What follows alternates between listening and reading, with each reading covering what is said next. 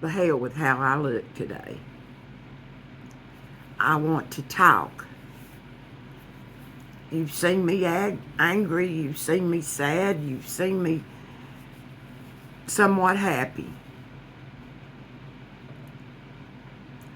First of all, I got another tooth that broke off Saturday, right next to the one I just had pulled.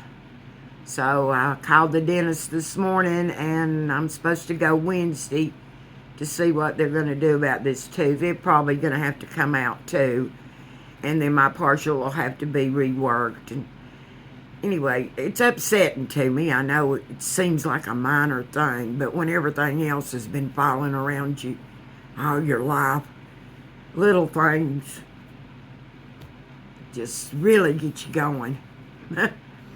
And I know some of you know what I'm talking about. So I don't have my partial in.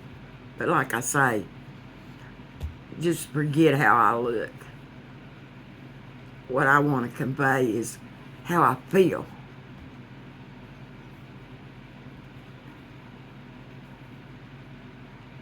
Tears just want to flow. But there was a time in my life after my mother died that my dad would get right in my face if I cried and get a hold of my shoulders and say, "Stop crying. You have to stop this crying."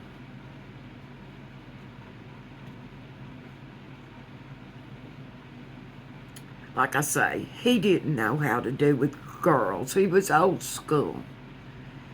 So I learned. Not that I didn't cry sometimes, but I sure didn't cry to my daddy. And I learned to be tough.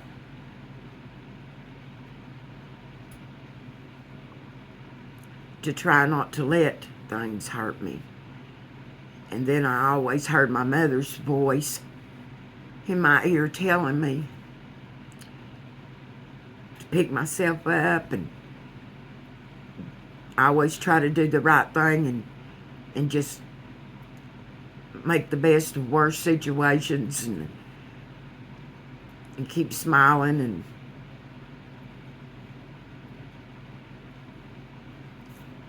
my dad married within 2 years after my mother was killed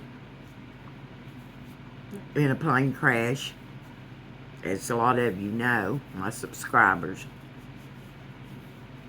And my stepmother,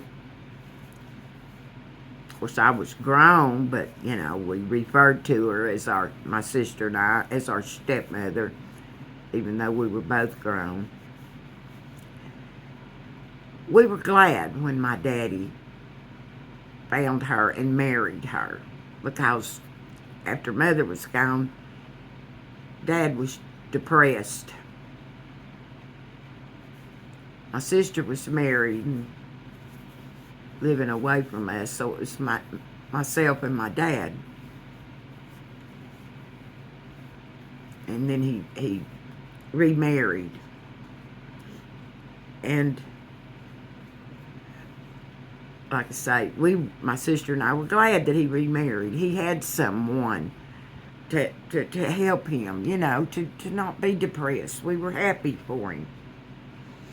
Well, we were going on with our lives. And of course, staying as close as we could with our dad. But evidently, my dad and my stepmother,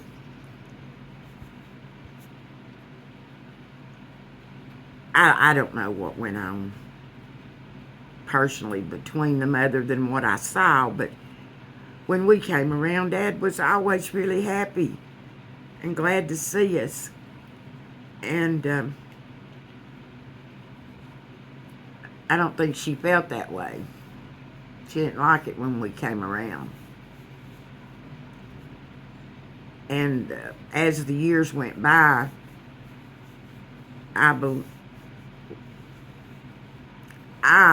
came to the conclusion that we were just a reminder of his life with our mother. And my conclusion is she was jealous of a dead woman, of a woman that was gone. And we were reminders of her. I don't want to get into all of it, but we weren't mean to her. We didn't treat her bad. We were happy for our daddy.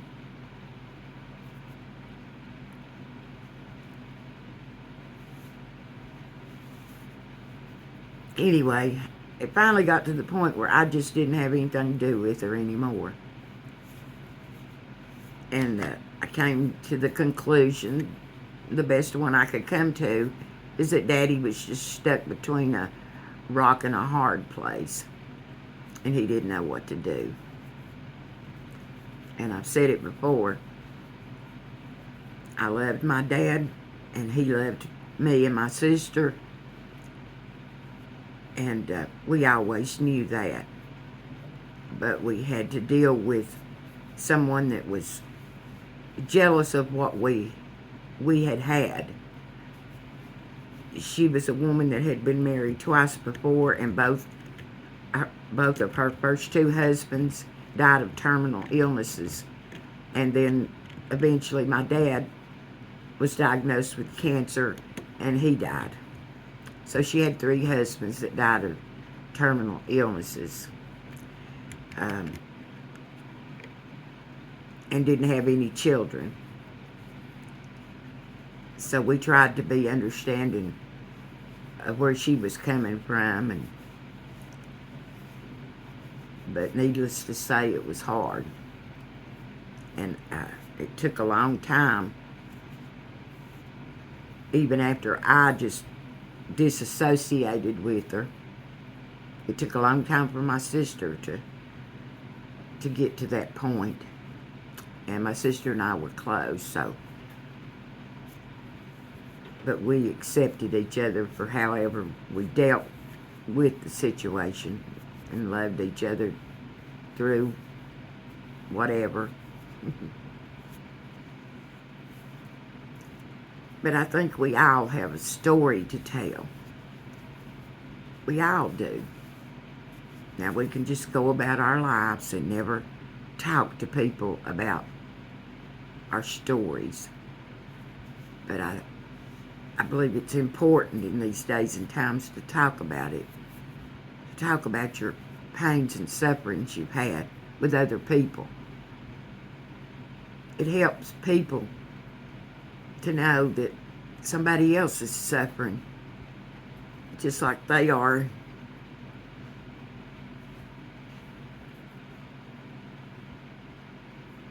That's what I think. So, I don't want to be quiet. I don't want to sit back and not say anything about maybe where I'm coming from, you know, with all these emotions I have. Another thing I want y'all to know is that I spent 15 nights in a county jail. I had work release, but I had to spend 15 nights in a county jail. Supposedly I was supposed to spend 30, but the judge cut it in half because of the way the situation evolved, and I believe that's for another video.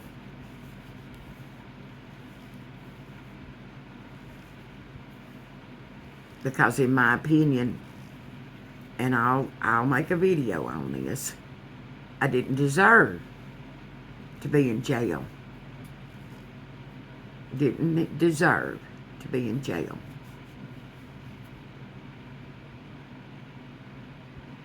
And I would stand up for anybody else if I knew of it, that they were fixing to be put in jail for something they didn't deserve to be put in jail for, I'd be the first to stand up for that person if I knew of it.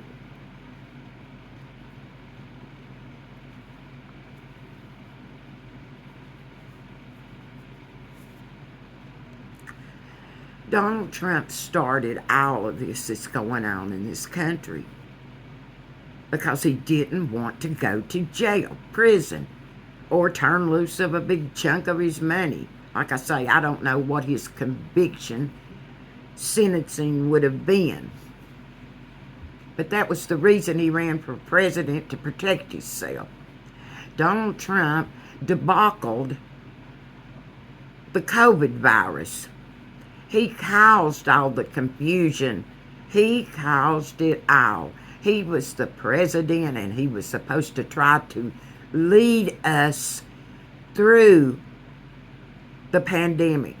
And he just caused so much political animosity towards each other. He did it. He did it. And then, when he lost the presidency and incited an insurrection on our Capitol and had people storming, beating the Capitol police officers, breaking windows, shitting inside the Capitol, wanting to hang Mike Pence, slit Nancy Pelosi's throat, Donald Trump incited it all.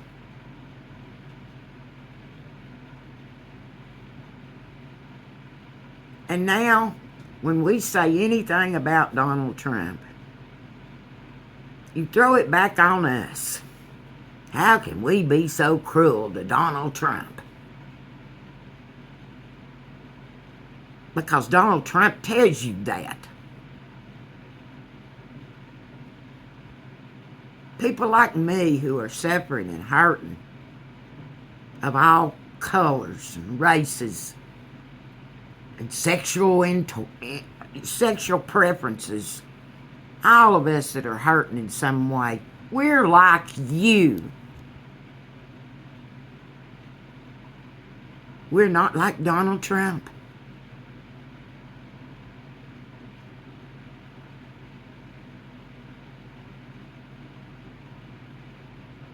I say it all the time. I love you. I love all of you. But I don't love Donald Trump. I don't like people who are abusive towards me and don't plan on ever doing that.